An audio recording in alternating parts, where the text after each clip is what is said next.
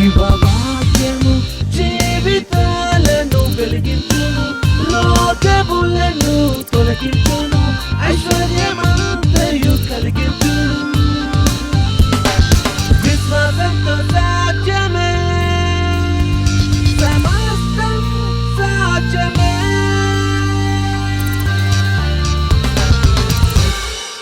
గమనించండి, దేవుడు అబ్రహామును పిలిచినప్పుడు 12వ వచనము ఆది కాండంలో ఏమన్నాడంటే, నేను నిన్ను దీవిస్తాను అన్నాడు. Amen, amen.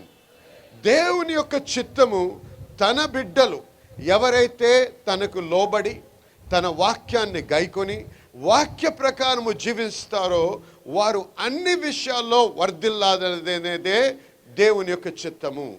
అయితే గమనించాల్సింది ఏంటంటే, ఈ వాక్యము వినడము ఉట్టి మన ఈ చెవులతో విని ఈ యొక్క బ్రెయిన్లో ఇది తెలుసుకుంటే సరిపోదు. ఈ సత్యము మన హృదయములో, మన మన సోల్, మన ప్రాణము, ఆత్మలో ఇది ఇమిడిపోవాలి. హల్లెలూయా.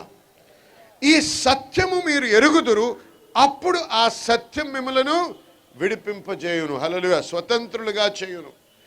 సత్యము తెలుసుకుంటున్న కొలది ఈ సత్యము వలన మనము జయ జీవితము జీవిస్తూ అన్ని విషయాల్లో కూడా మనము వర్ధిల్లుతున్న జీవితము మనము జీవించగలము. స్వస్థత విషయము చూసాం. దేవుని యొక్క చిత్తము, మరి మనిషి అస్వస్థతతో ఉండడము దేవుని యొక్క చిత్తము కాదు. Amen, amen. నమ్ముతున్నారా? దేవుని యొక్క వాక్యములో ఏమనుంది? ఆయన పొందిన గాయములతో మనము స్వస్థత నొందితిమి అంటే అది జరిగిపోయిన కాలములో వ్రాయబడింది. అవునా కాదా చెప్పండి? అవునండి. ఆమెన్. అవునంటే ఆమెన్ అనాలి. Amen, amen. కాబట్టి నిన్ను స్వస్థపరుస్తాను అంటలేదు దేవుడు. ఇప్పుడు నిన్ను స్వస్థపరుస్తాను అంటలేదు, నిన్ను స్వస్థపరిచేశాను అంటున్నాడు. హల్లెలూయా.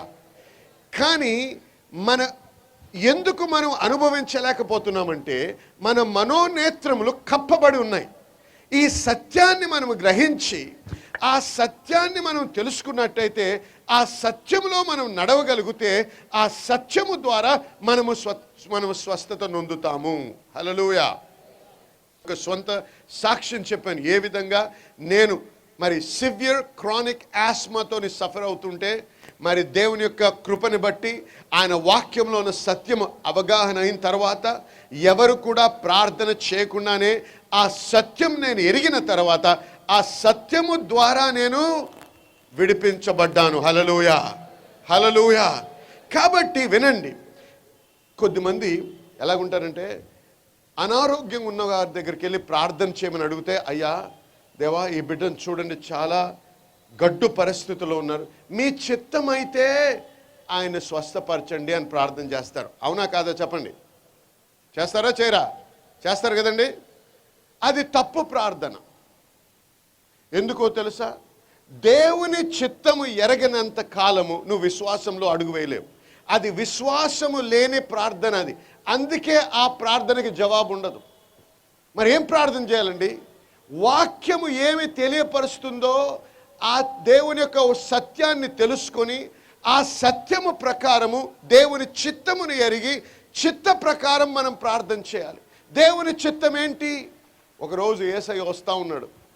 కొండ మీద నుంచి వచ్చిన తర్వాత ఒక కుష్ఠరోగి వచ్చాడు. వచ్చి అన్నాడు, అయ్యా నీ చిత్తమైతే నీవు నన్ను స్వస్థపరచగలవు అన్నాడా? అనలేదా? అన్నాడు కదండి. ఆమె చెప్పండి. అయితే దాని అర్థం ఏంటి? ఈ వ్యక్తికి యేసయ్య ఈయనను స్వస్థపరచడం ఇష్టమా లేదా అనేది తెలియదు ఆయనకి. అది ఆయన చిత్తమా కాదా అనేది ఒక ప్రశ్న ఆయన జీవితంలో, ఆయన హృదయంలో. వినండి, విశ్వాసము ఎక్కడ పుడుతుందో తెలుసా? దేవుని చిత్తము ఎరిగిన దగ్గరే విశ్వాసం అనేది పుడుతుంది. వినండి, ఇంగ్లీష్లో చెప్తాను. Wear the will of God is not known, faith does not exist. Where the will of God is not known, faith does not exist. Faith is birthed when the will of God is known. Amen. అందుకే భావోద్రేకాలతో నిండిన ప్రార్థన ఆపి నీవు ఎదుర్కొనే సమస్యలో దేవుని చిత్తం ఏమై ఉంది అని ఎరుగు ముందు. అది తెలుసుకొని ఆ చిత్త ప్రకారం నువ్వు ప్రార్థన చేయి. దేవా, నీవు స్వస్థపరచగలిగే దేవుడు, కానీ నన్ను ముట్టి నువ్వు స్వస్థపరుస్తావో లేదో అనేది అనుమానం అంటున్నాడు ఆయన. అయితే యేసేమన్నాడు? నా చిత్తమే అన్నాడు. అన్నాడా అనలేదా? హల్లెలూయా అన్నాడండి. మరి దాన్ని బట్టి మనం ఏం తెలుసుకున్నాం? దేవుని చిత్తము మనిషిని స్వస్థపరచుట, రోగము నుంచి విడిపించుట దేవుని యొక్క చిత్తము. మిమ్మల్ని ఒక ప్రశ్న అడుగుతా. యేసయ్య అభిషేకించబడిన తర్వాత దాదాపు 3.5 సంవత్సరాలు సేవ చేశాడు. ఆ సేవ చేస్తున్న కాలములో ఎవడైనా ఆయన దగ్గరకు వచ్చి, అయ్యా నాకు ఈ బాధ ఉంది, నాకు ఈ యొక్క సవాలు ఉంది, లేకపోతే నాకు ఈ యొక్క అనారోగ్యం ఉంది, నన్ను ముట్టి నన్ను స్వస్థపరచు అన్న వాడిని ఎవడినైనా, బాబు ఇది నా చిత్తం కాదు, ఇక్కడి నుంచి వెళ్ళిపో అన్నాడా? చెప్పండి, అన్నాడా అనలేదా? అనలేదు. ఎందుకు? ఎప్పుడు కూడా దేవుని యొక్క చిత్తం మారదు. నిన్న నేడు నిరంతరము ఏకరీతిగా ఉండే దేవుడు మన దేవుడు. అలా చెప్పండి. కాబట్టి ఈ రాత్రి నువ్వు ఏ రకమైన జబ్బుతో నువ్వు ఉన్నా, ఏ రకమైన అనారోగ్యం నిన్ను పీడిస్తున్నా, ఒకటి నువ్వు తెలుసుకో, దేవుడు నిన్ను విడిపించాలని ఉద్దేశించని ఉన్నాడు. హల్లెలూయా. దేవుని చిత్తము, నువ్వు దాని నుంచి విడిపించబడాలి, దాని నుంచి నువ్వు స్వస్థత నొందాలి. హల్లెలూయా. డాక్టర్లు ఏమి చెప్పినా వినండి. డాక్టర్ల జ్ఞానము దేవునితో పోల్చి చూస్తే అది మిడిమిడి జ్ఞానము. వారికి తెలిసిన జ్ఞానముతో వారు సహాయం చేస్తారు. వారికంటే దాన్ని అధిగమించిన జ్ఞానము లేకపోతే ఏమంటారు? మాతో చేత కాదు అంటారు. డాక్టర్తో అది చేత కాదు అంటే నువ్వు సస్తావని అర్థం కాదు. దేవుడు నీకు తోడై ఉన్నాడు. హల్లెలూయా. క్యాన్సర్ వస్తే నువ్వు మరణిస్తావని కాదు, క్యాన్సర్ని నువ్వు జయించగలవు. నీ నోటిలో ఉంది నువ్వు జీవము, మరణం అనేది ఎక్కడ ఉంది? నీ క్యాన్సర్లో లేదు, నీ నోటి నాలుకలో ఉంది. హల్లెలూయా. నువ్వు క్యాన్సర్కి పర్మిషన్ ఇచ్చే వరకు క్యాన్సర్ నిన్ను చంపలేదు. హల్లెలూయా చెప్పండి. విభ్రాంతి పోయి చూస్తున్నారు, ఇటువంటిది ఎప్పుడు విని ఉండరు మీరు. ఎందుకంటే వాక్యంలో అంత బలం ఉంది, అంత శక్తి ఉంది. హల్లెలూయా. నమ్మిన వారు గట్టిగా హల్లెలూయా చెప్పండి. నువ్వు మరణించాల్సిన అవసరం లేదు. నీకు ఎయిడ్స్ ఉన్నా, క్యాన్సర్ ఉన్నా, నీకు ఇంకే వ్యాధి ఉన్నా సరే, దేవుని వాక్యంలో కావలసినంత శక్తి ఉంది నిన్ను విడిపించడానికి, నిన్ను స్వస్థపరచడానికి. హల్లెలూయా. రేపు మరణిస్తావంటే మరణించే అవసరం లేదు. దేవా, నన్ను ముట్టి స్వస్థపరిచినందుకు వందనాలు చెల్లిస్తున్నాం. హల్లెలూయా. నేను మీతో పంచుకున్నాను. యూట్రస్ క్యాన్సర్తో ఆ వ్యక్తి మరణిస్తున్నప్పుడు వచ్చి ఏ విధంగా మమ్మల్ని ప్రార్థన చేయమని అడిగినప్పుడు, డాక్టర్లతో కాదు అన్నప్పుడు, మరి ఆయన ఈ రోజు మొన్న సండే ఆదివారం రోజు సంఘం సర్వీస్ ఆరాధన అయిన తర్వాత వచ్చి, అయ్యా దేవునికి స్తోత్రం, నా యొక్క భార్య సంపూర్ణముగా స్వస్థత నొందిందని చెప్పాడు. హల్లెలూయా. హల్లెలూయా. ఇలాగే ఒకరోజు నాకు ఫోన్ కాల్ వచ్చింది. మా చుట్టాలు, ఆమె దేవుణ్ణి నమ్ముకోలేదు, భర్త నమ్ముకోలేదు, వీరందరూ కూడా క్రైస్తవేత్తరులు. అయితే ఏం తెలిసిందంటే ఆయన డాక్టరు, ఆయన న్యూరో సర్జన్. అయితే ఆమె బ్లడ్ క్యాన్సర్తో మరణిస్తుంది. నోటిలో నిండా రక్తం, చెవుల ద్వారా రక్తం కారిపోతుంది. చివరి దశలో ఉంది, గాంధీ హాస్పిటల్లో ఐసీయూలో ఉంది. అయితే ఫోన్ చేసి అన్నారు, అయ్యా ప్రార్థన చేయండి. అందరికీ తెలుసు డాక్టర్ల చేతి దాటితే ఒకే ఒక మార్గం ఉంది, యేసయ్యనే. ఆమేన్. నువ్వు నమ్మకపో, ఆ నామాన్ని నువ్వు తప్పుగా అర్థం చేసుకోలే. ఆ నామంలో అంత శక్తి ఉంది, అంత మహాత్యం ఉంది. ఆమేన్. కాబట్టి వారు అన్నారు, అయ్యా వచ్చి ప్రార్థన చేయండి. నేను కారులో ప్రయాణం చేసి వెళ్తున్నప్పుడు అడిగాను, ప్రభువా సరే ప్రార్థన చేస్తాం, కానీ ఏమని ప్రార్థన చేయాలి, ఆమెకి ఏం చెప్పాలి, ఎందుకంటే ఆమెకి దేవుడు తెలియదు. అంటే నాకు ఒక స్వరం వినపడ్డది. నీవు జీవించాలని ఆశిస్తున్నావా అని అడగమన్నాడు దేవుడు. అదేంటి ప్రభువా, అదేం ప్రశ్న, ఎవరికి చావాలని ఉంటుంది అనుకున్నా. కానీ గమనించండి, ఆ చివరి దశలో ఉన్నవారు విసిగిపోయి ఇంకా చేతులు ఎత్తేస్తారు. నేను మరణము తప్ప నాకు తావు లేదు, నాకు బతకడానికి ఛాన్స్ లేదు అని మరణానికి తన్ను తాము అప్పచెప్పేసుకుంటారు. అందుకే జీవిస్తాను అనే ఆశ అనే ఉద్దేశం ఉండదు, జీవించాలనే ఆశ నశించిపోయి ఉంటుంది. అప్పుడు అడిగాను ఆమె దగ్గరికి వెళ్ళా, అమ్మ నీకు జీవించాలని ఆశ ఉందా అని అన్నాను. ఇలా తల ఊపింది. నాకు అప్పుడు తెలియదు ఇంకా నోట్లో అంత రక్తం ఉందని, మరి ఎందుకు మాట్లాడటం లేదో అర్థం కాలేదు. నేను అమ్మ విను, యేసయ్య మనల్ని రక్షించడానికి వచ్చాడు. మనం మరణించిన తర్వాత మన ఆత్మ దేవుని దగ్గరికి వెళ్తుంది. మనం ఎప్పుడైతే ఆయన అంగీకరిస్తామో, మన సొంత రక్షకునిగా స్వీకరిస్తామో, మన పాపాల నిమిత్తం మనం పశ్చాత్తాపడి ఆయన్ని స్వీకరిస్తామో, ఆయన తన బిడ్డలుగా చేసుకుంటాడు. మనం మరణించిన తర్వాత మనం దేవుని దగ్గరికి వెళ్తాం. కానీ ఈరోజు నేను నీ దగ్గరికి ఎందుకు వచ్చానో తెలుసా? నిన్ను రక్షణలో నడిపించడానికే కాదు, కానీ నిన్ను స్వస్థతలోకి నడిపించడానికి. హల్లెలూయా. నేను చేతులుంచి ప్రార్థన చేస్తాను, నా దేవుడు నిన్ను స్వస్థపరుస్తాడు అని చెప్పాను. అప్పటికి డాక్టర్లంతా మాట్లాడుతున్నారు, అమ్మ సమయం లేదు ఈమెకి. భర్తకి చెప్తున్నారు, బంధువులందరికీ కబురు పంపించి రమ్మనండి, ఎందుకంటే అంతిమ క్రియలు ఇంకా అంతే. ఏ రకంగా కూడా ఏ మందు లేదు మా దగ్గర, ఏమి కూడా అంతిమ స్థితిలో ఉంది ఈమె అని చెప్పారు. టెలిగ్రామ్లు ఇచ్చారు, ఫోన్లు చేశారు, రకరకాలుగా ఇన్ఫర్మేషన్ ఇచ్చారు. బంధువులు వచ్చేస్తున్నారు. మేము ఒకటే చెప్పాము, నమ్మమ్మ, దేవుడు నిన్ను ముడతాడు, దేవుడు నిన్ను స్వస్థపరుస్తాడు. చేతుల నుంచి ప్రార్థన చేసాం. హల్లెలూయా, హల్లెలూయా. దేవునికి అసాధ్యమైనది ఏది కూడా లేదు. నమ్మిన వానికి సమస్తము. ఈరోజు నువ్వు నమ్మగలిగితే నువ్వు ఎదుర్కొనే సమస్యను అధిగమించగలవు. ఈరోజు నువ్వు నమ్మగలిగితే నీ అస్వస్థత నుంచి నువ్వు బయటకు పడగలవు. ఈరోజు నువ్వు నమ్మగలిగితే నీ ఆర్థిక సమస్యలోంచి నువ్వు బయటికి రాగలవు. హల్లెలూయా. నీ అప్పుల నుంచి నువ్వు బయటికి రాగలవు. దేవుడు అద్భుతాలు చేసే దేవుడు. హల్లెలూయా. వారు ఏమన్నారంటే, అసలు ఎప్పుడు మరణిస్తుందో చెప్పలేమండి అన్నారు. 2 రోజులైంది, లేచి కూర్చుందామె. నోరు నిండా రక్తం ఉన్నామే, రక్తం కట్టుకుపోయింది. హల్లెలూయా. 3వ రోజు లేచి తింటుందామె. అయితే మేము సంతోషపడుతున్నాం. అంటే ఆమె చెప్పింది, అయ్యా మీరు ప్రార్థన చేసి వెళ్ళిన తర్వాత ఆ రాత్రి నాకు ఒక దర్శనం వచ్చింది. ఒక వ్యక్తి వచ్చాడు నా దగ్గరికి, వచ్చి తెల్లని వస్త్రాలతో వచ్చాడు, నన్ను ముట్టాడు. అప్పటి నుంచి నేను పూర్తిగా బాగోవడం మొదలైంది. హల్లెలూయా, హల్లెలూయా. అయితే డాక్టర్లు ఏమన్నారు తెలుసా? అప్పుడప్పుడు ఇలాగ అవుద్ది, సడన్గా రిలాప్స్ అవుద్ది, వస్తే మట్టుకు ఇంకా బతకదామే అన్నారు. మేమేమన్నా తెలుసా? అది నమ్మొద్దమ్మా, దేవుడు నిన్ను స్వస్థపరిచాడు అన్నాం. హల్లెలూయా. డాక్టర్లకు వారికి తెలిసిన విద్య ప్రకారం వాళ్ళు సహాయం చేయడానికే ఉన్నారు మనకి. వారు మనకి విరుద్ధులు కాదు. మన సహాయం కొరకే వారు చదువుకొని మనల్ని సహాయపడుతున్నారు. దేవునికి స్తోత్రం. వారి నిమిత్తం దేవునికి స్తుతిస్తున్నాం. కానీ వారు చెప్పిందే వాక్కు కాదు, దేవుని వాక్కు. హల్లెలూయా, ఆమేన్. వారు చెప్పినట్టుగా జరగాల్సిన అవసరం లేదు, దేవుడు చెప్పినట్టుగా జరుగుతుంది ఏదైనా. ఆమేన్, ఆమేన్, హల్లెలూయా. అయితే 7 రోజుల తర్వాత ఆమె దేవుని కృపను బట్టి డిశ్చార్జ్ అయింది. ఆమె డిశ్చార్జ్ అయిన వెంటనే బాంబేలో, ఆ రోజుల్లో బాంబేలో టాటా క్యాన్సర్ రీసెర్చ్ ఇన్స్టిట్యూట్ ఉంది, అక్కడికి తీసుకెళ్ళి రకరకాల పరీక్షలు చేశారు. ఏం చెప్పారో తెలుసా? అమ్మ, నీ శరీరం ఏ రకమైన క్యాన్సర్ లేదని చెప్పారు. చప్పట్లు కొట్టి దేవునికి స్తుతి చెల్లించండి. హల్లెలూయా. అదే దేవుడు ఇక్కడ ఉన్నాడు ఈ రాత్రి. హల్లెలూయా. అన్ని విషయంలో నువ్వు వర్ధిల్లాలి.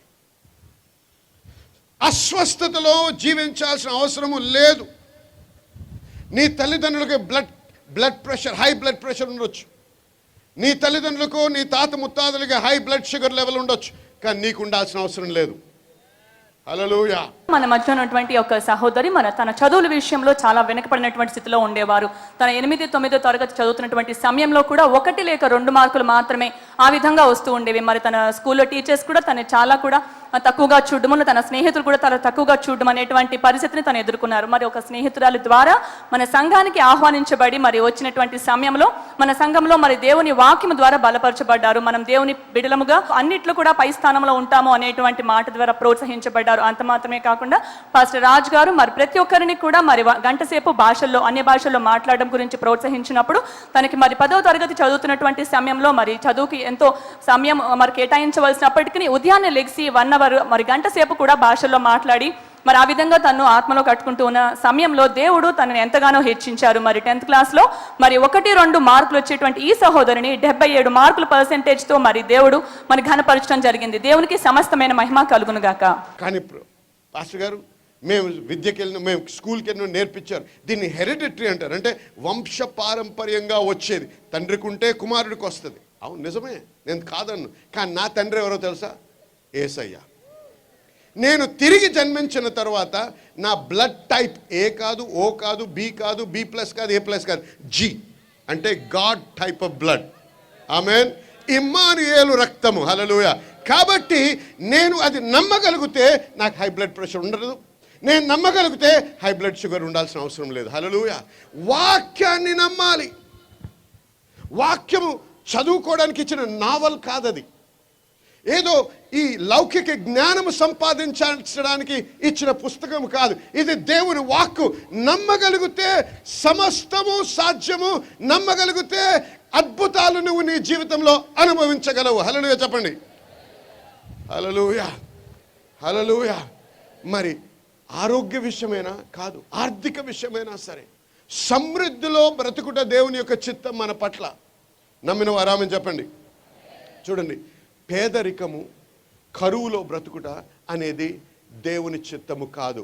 సామెతలు 6వ అధ్యాయము 11వ వచనం ఒకసారి చూద్దాం. సామెతలు 6:11 ఏమనుందంటే, ఈ పేదరికం, అది దరిద్రత మనిషిని ఎలాగొస్తాడంటే ఒక దొంగ వలె వస్తాడంట.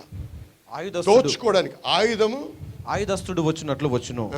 ఒక దొంగ, ఆర్మ్డ్ రాబర్ అని ఉంది ఇంగ్లీష్లో. Poverty comes like an armed robber. దోపిడిగాడు వచ్చినట్లు దారిద్ర్యము నీ యొద్దకు వచ్చును. దారిద్ర్యం దేంతో పోల్చబడుతుంది?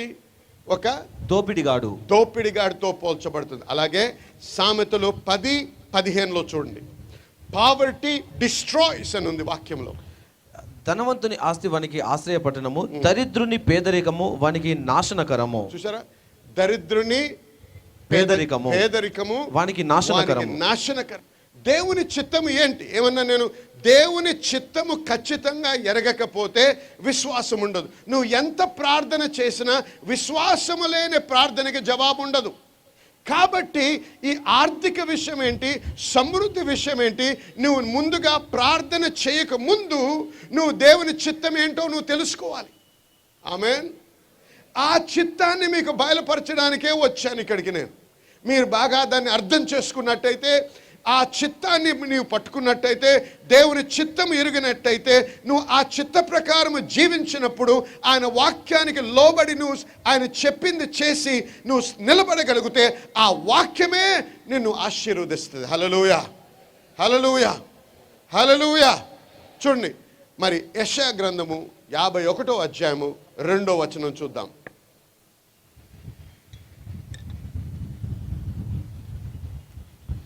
నేను మీ తండ్రి అయిన అబ్రహాము సంగతి ఆలోచించుడి.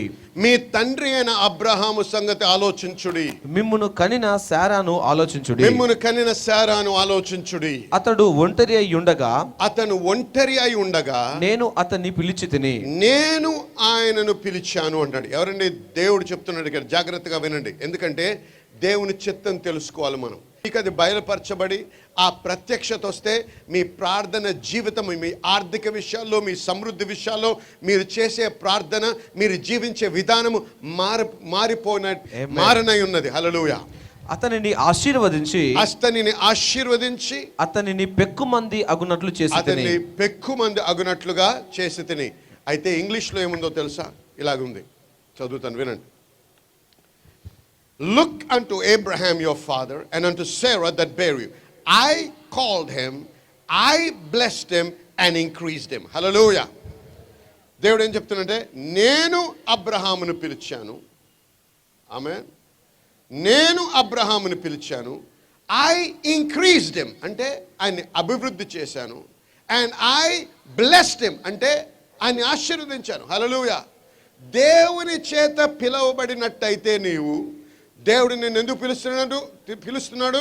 నిన్ను అభివృద్ధి చేయడానికి, నిన్ను ఆశీర్వదించడానికి. నమ్మిన వారు హల్లెలూయా చెప్పండి. యేసయ్యను నమ్ముకున్నానండి, అప్పటి నుంచి నా బిజినెస్ అంతా, వ్యాపారం అంతా లోపలైపోయింది. ఆయన నమ్మినప్పటి నుంచి అండి నాకు అన్ని లేనిపోని కష్టాలు వస్తున్నాయి. ఏ రకమైన యేసయ్యను నమ్మేవో నాకు తెలియదు. వాక్యం అయితే అలా పలకటం లేదు. హల్లెలూయా. మతాన్ని పుచ్చుకున్నావేమో నువ్వు, యేసయ్యను పుచ్చుకుంటే అలాగ అవ్వదు. ఆమె చెప్పండి. హల్లెలూయా. నేను ఆయన్ని పిలిచాను, నేను ఆయన్ని ఆశీర్వదించాను, నేను ఆయన్ని అభివృద్ధి చేశాను అంటున్నాడు దేవుడు. హల్లెలూయా. యేసయ్యను నమ్ముకొని నువ్వు పేదగా బ్రతకాల్సిన అవసరం లేదు. ఎవరు నమ్మటం లేదా నన్ను? నమ్మితే హల్లెలూయా అనండి. నీవు పేదరికం అనే బంధకములో, లేమి అనే బంధకములో ఒక రోజు ఒక రాత్రి ఉండాల్సిన అవసరము లేదు. ఎందుకంటే దేవుని చిత్తము నువ్వు ఆశీర్వదించబడాలి. హల్లెలూయా, హల్లెలూయా, హల్లెలూయా. నీవు పేదరికములో, లేమిలో, లేకపోతే ఏదో అతి కష్టంగా జీవిస్తూ నేను ప్రభుత్వం ఏమిస్తుందా, మనిషి ఏమిస్తాడా అని భిక్షము కొరకు ఎదురు చూస్తూ జీవించడము దేవుని చిత్తము కాదు. హల్లెలూయా. దేవుని చిత్తం ఏంటో తెలుసా? నీవు ఎంతగా ఆశీర్వదించబడాలంటే ఇతరులకి ఆశీర్వాదకరముగా మారాలి. హల్లెలూయా. నీవు మన ప్రభుత్వం ఏమిస్తుందా, ఏదైనా తక్కువలో దొరుకుతుందా, నాకు నేను క్రైస్తవుడినే కానీ నా కులం ఇదండి, చి సిగ్గు లేదు మనకి అలా మాట్లాడడానికి. హల్లెలూయా, హల్లెలూయా. నువ్వు క్రైస్తవుడైన తర్వాత యేసు ప్రభు నమ్ముకున్న తర్వాత మళ్ళీ కులం మాట్లాడి నీకు సిగ్గుందా అసలు? నిజంగా తిరిగి జన్మిస్తే నువ్వేమయ్యావు? క్రీస్తులో నాటబడ్డావు. నువ్వు నూతన సృష్టి, పాతవన్నీ గతించిపోయాను. హల్లెలూయా, హల్లెలూయా. నీకు మనిషి సహాయం అక్కర్లేదు, నీకు దేవుడి సహాయం కావాలి. నువ్వు దేవుణ్ణి పూజించి దేవుణ్ణి ఆధారపడ్డట్టయితే మనుషులు నీ ఒడిలో నిండు కొలతతో కొలిచెదరు. హల్లెలూయా. నువ్వు మనిషి వెనక భిక్షం అడగాల్సిన అవసరం లేదు, ప్రభుత్వం వెనక భిక్షం అడగాల్సిన అవసరం లేదు. దేవుడి వెనుక నువ్వు వెళ్ళినట్టయితే, దేవుణ్ణి వెంబడించినట్టయితే, దేవుని వాక్యాన్ని నువ్వు ఆధారం చేసుకొని వాక్యానుసారంగా జీవిస్తే నువ్వు మనిషి పట్ల ప్రాధేయపడుతూ భిక్షం ఎత్తుకుంటూ బ్రతకాల్సిన అవసరం లేదు. హల్లెలూయా. నువ్వెవరో తెలుసా? తిరిగి జన్మించిన తర్వాత నువ్వు రాజకుమారుడివి, నీ తండ్రి రాజు. హల్లెలూయా, ఆమేనండి, హల్లెలూయా. ఈ ప్రభుత్వాలన్నిటినీ ఏలేవాడు నా రాజు. హల్లెలూయా. ఈ భూమిలో ఉన్న సమస్తము నాదన్నాడు, బంగారము వెండి అంతా నాదే అన్నాడు. అటువంటి దేవుని కుమారుడు నువ్వెలా భిక్షం అడుక్కుంటావు? నువ్వు ఒకడికి భిక్షం ఇవ్వాలి. మాట్లాడండి. హల్లెలూయా, హల్లెలూయా. ఇది మన స్థితి. కానీ అది అనుభవించాలంటే, అది నేను సంపాదించి నేను అది అనుభవించాలంటే వాక్యములో ఇమిడి ఉన్న మర్మాన్ని నేను తెలుసుకోవాలి, ఆ సత్యమును నేను ఎరగాలి, దాని ప్రకారంగా నేను జీవించాలి. అప్పుడే నేను దాన్ని అనుభవించగలను. ఆమె చెప్పండి. హల్లెలూయా. చూడు, ఉదాహరణకి అబ్రహాము జీవితాన్ని ఒకసారి గమనిద్దాం. దానికి ముందు ఒక మాట చెప్పనివ్వండి. ఏమంటాను నేను? దేవుని యొక్క చిత్తము మనము సమృద్ధిలో బ్రతుకుటయే అంటున్నాను. ఒకసారి దీన్ని గమనించడానికి ఏదెను వరముని దర్శిద్దాం.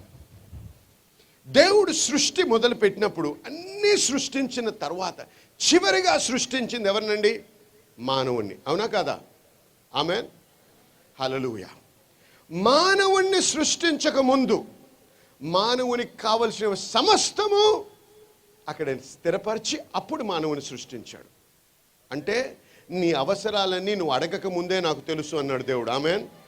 తెలవడమే కాదు, ఆయనకు తెలియడమే కాదు, తెలిసి నీకు ఏం అవసరం అవుద్దో అవన్నీ ఆయన స్థిరపరిచాడు. హల్లెలూయా. కానీ మరి నేను ఎందుకు పొందలేకపోతున్నాను? అజ్ఞానము. నేనేమన్నాను? మన ముఖ్యమైన శత్రువు సాతాను కాదు, అజ్ఞానం. నా జనులు జ్ఞానము లేని వారై నశిస్తున్నారు. ఎవరండి? ఇతరులు కాదు, నా జనులు అన్నాడు దేవుడు. మనకు కావాల్సింది ఏంటండి? వాక్యములో ఇమిడి ఉన్న మర్మాలు తెలుసుకొని దాని ప్రకారం నడవడం. మనము ఏదో ప్రసంగం చేయడానికి కాదు, ఆ వాక్య ప్రకారం నడవడం నేర్చుకోవాలి. ఆమేన్ చెప్పండి. హల్లెలూయా, ఆమేన్, హల్లెలూయా. అయితే ఆ ఏదెను వనములో ఆదాము అవ్వలు జీవిస్తున్నప్పుడు, ఆమేన్, ఏదెను వనములో ఆదాము అవ్వలు జీవిస్తున్నప్పుడు వారు ఏమైనా లోటు అనుభవించారా? చెప్పండి. లోటు ఉండిందా వారికి? ఏ లోటు లేదు. మరి ఏదెను వనంలో అనారోగ్యం ఉండిందా? లేదు. ఏ రకమైనటువంటి అవసరము కొరకు వారు ప్రభువా నాకు సహాయం చేయని ప్రార్థన చేసి ఆశించాల్సిన అవసరము లేదు వారికి. అయితే ఏ రోజైతే ఆదాము పాపం చేశాడో దేవుని యొక్క గ్లోరీ, మహిమ ఎత్తబడ్డది. దేవుని నుంచి ఆయన దూరము చేయబడ్డాడు. అప్పుడు ఆయనకి లేమి అనేది తెలిసింది. అవునా? అవునా? హల్లెలూయా. ఆ రోజు ఏమన్నాడు దేవుడు? నువ్వు చెమట ఓడ్చి కష్టపడి పంటను పండిస్తావన్నాడు. అంటే పాపము రానంత వరకు మనిషికి కష్టం అనేది తెలియదు. పాపము రానంత వరకు మనిషికి చెమట అంటే తెలియదు. హల్లెలూయా. చెమట ఓడ్చి పని చేయడం అనేది ఎప్పుడు వచ్చింది? పాపం వచ్చిన తర్వాతే. ఆమేన్ చెప్పండి. హల్లెలూయా. కాబట్టి మనం నేర్చుకోవాల్సింది ఏంటంటే, దేవునితో అనుసంధానమై ఆయన చిత్త ప్రకారం నడుస్తూ, ఆయన వాక్యానికి లోబడి జీవిస్తూ, ఆ వాక్య ప్రకారం నడిచినప్పుడు ఆ వాక్యములో దేవుడు మనకిచ్చిన వాగ్దానాలని మన పట్ల నెరవేర్చబడినవి ఉన్నాయి. హల్లెలూయా. మీరందరూ ఇప్పుడు వరకు విన్నటువంటి వాక్యం ద్వారా ఎంతగానో ఆశీర్వదించబడ్డారని నేను నమ్ముచున్నాను. అయితే నేను మాట్లాడేటువంటి దేవుని దీవెనల గురించి, దేవుడు మనల్ని ఏ విధంగా ఆశీర్వదించాలని ఉద్దేశిస్తున్నాడో ఇవన్నీ మనం అనుభవించాలంటే ప్రాముఖ్యంగా ఒక విషయం మనం జరిగించాలి. మనం రక్షణ లేకుండా యేసయ్య గారి దేవుని దీవెన మనం అనుభవించలేము. కాబట్టి ప్రతి ఒక్కరు కూడా రక్షించబడాలి అంటే ప్రతి ఒక్కరు కూడా యేసయ్యని తమ సొంత రక్షకునిగా అంగీకరించాలి. మీలో అనేక మంది మరి సంఘానికి వెళ్తున్నారేమో, మరి బైబిల్ చదువుతున్నారేమో, కానీ మీకు ఒక నిజమైనటువంటి యేసయ్యతో అనుభవం ఉందో లేదో, లేనట్టయితే మీరు తిరిగి జన్మించాలి. వాక్యం మనకు తెలియపరుస్తుంది మనకు తిరిగి జన్మించాలి అని. కాబట్టి మీరు తిరిగి జన్మించని అనుభవంలో ఉన్నట్టయితే, మీరు తిరిగి జన్మించాలని ఆశిస్తున్నా మీరు నాతో పాటు ఈ ప్రార్థన చేయాలి. కాబట్టి ఎప్పుడైతే మనం ఈ ప్రార్థన చేస్తామో దేవుడు ఒక వాగ్దానం ఇచ్చాడు. ఎందరైతే వారిని ఆయన్ని అంగీకరిస్తారో వారందరూ దేవుని పిల్లలు అగుటకు అధికారం ఇస్తానని వాగ్దానం ఇచ్చేశాడు దేవుడు. యోహాను సువార్త 1వ అధ్యాయం 12వ వచనం. మరి కొద్దిమంది యేసయ్యను స్వీకరించి కూడా తిరిగి మరి గత పాత చీకటి జీవితంలో తిరిగి వెళ్ళిపోయినటువంటి వారు కూడా ఉండవచ్చు. అటువంటి వారిని కూడా యేసయ్య మరి హస్తాలు చాపి మనల్ని ఆహ్వానిస్తున్నాడు. కాబట్టి మీరు కూడా నాతో పాటు ఈ ప్రార్థన చేసి మీ జీవితాన్ని తిరిగి యేసయ్యకి సమర్పించుకోవాలని నేను మనవి చేస్తున్నాను. మీకు అటువంటి ఆశ ఉన్నా, పరిశుద్ధాత్ముడు మిమ్మల్ని ఈ విధంగా ప్రేరేపిస్తున్నట్టయితే దయచేసి నా తట్టు మీరు చూస్తూ కళ్ళు మూసుకొని మీ కుడి చేయి పైకెత్తి నాతో పాటు ఈ ప్రార్థన చేయండి. యేసయ్య, నేను పాపినని నేను ఎరిగినాను. కాబట్టి ప్రభువా, మీరు నన్ను కాపాడమని రక్షించమని ప్రార్థిస్తున్నాను.